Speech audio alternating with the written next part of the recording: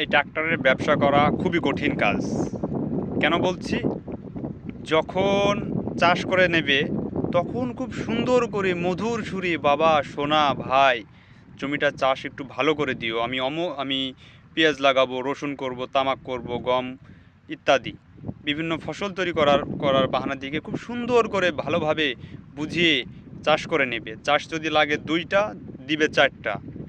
কিন্তু ওই সময় তো টাকা দিতে হয় না, বা টাকা যদি চাওয়া যায় বলে এখন টাকা দিব না, হাল খাতাতে গরুর মাংস খাবো না তোমাদের বাসায়, তখন টাকা দিব। আচ্ছা ঠিক আছে, সব কিছুই ঠিক আছে, আচ্ছা তাই হবে। আমরা যে কোনো পরিবেশেই কিন্তু এই দেখা যায় যে গাড়ির তেল কিনে তাদের জমিগুলো চাষ করে প্রায় 6 মাসের ঊর্ধ্বে আমি তাদেরকে মানে বাকি ফেলে রাখি। এবার নির্দিষ্ট সময়ে হালখাতার কার্ড তাদের বাসায় দেওয়া হয় এবং দেওয়ার পর তাদের হাতে 3-4 দিন থেকে সময় দেওয়া হয়। এই সময়ের মধ্যেও অনেকে দেখা যায় যে বলে যে হালখাতার দিন যখন উপস্থিত, সেই দিন অনেকেও আবার উপস্থিত হয় না। কেন হয় না? বলে যে আমি বাসায় ছিলাম না, কার্ড দেখিনি, বাসায় কেউ বলেনি। আচ্ছা ঠিক আছে, ফাইন, সব কিছু যখন জানো না, আজকে তো তোমার বাসায় এসেছি, তাহলে টাকাটা আজকে দিয়ে দাও। তো বলবে বাবা আজ তো টাকা নেই, আমি ম্যানেজ করে রাখছি, তুমি 2 দিন পরে আসো। ঠিক আছে, ভালো কথা, 2 দিন পরেই আসবো। 2 দিন পরে গিয়েও যখন যায় তখন দেখা যাবে যে সে বাসায় নেই। যদি ফোনে ধরা যায়, ফোনেও পাওয়া যাবে না, আবার বলবে কি এখন তো পারছি না, তুমি আরেক দিন আসো। এইভাবে 2 দিন, একদিন ঘুরতে ঘুরতে দেখা যাবে যে তাকে আর খুঁজে পাওয়া যায় না, সে টাকাটা আমাদের আর আদায় করা হয়ে সম্ভব হয় না।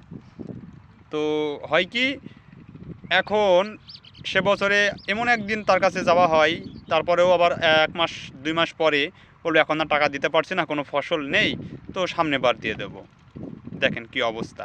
ট্রাক্টরের ব্যবসা কেন কঠিন বলছি। ঘরের টাকা দিয়ে তেল কিনে ব্যবসা করছি, তার বাসায় গিয়ে তার বাসার মাটি মানে সমান করে ফেলছে, তারপরেও তার বাসায় টাকা দিচ্ছে না।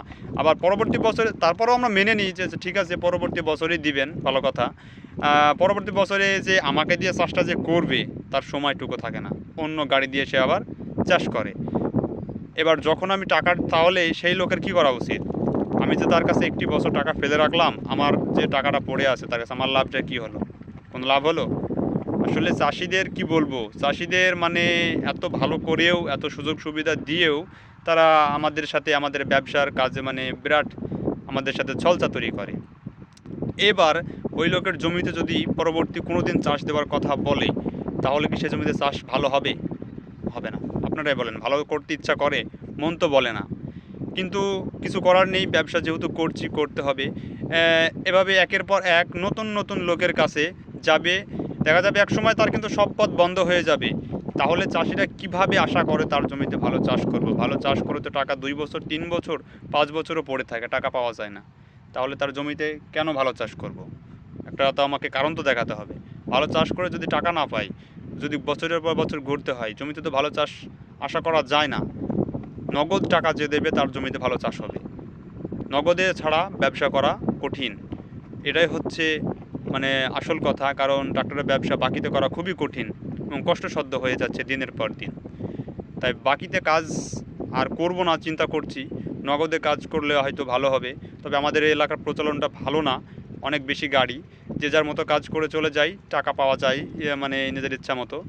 তো বাকিতে কাজ না করে নগদে করাই ভালো।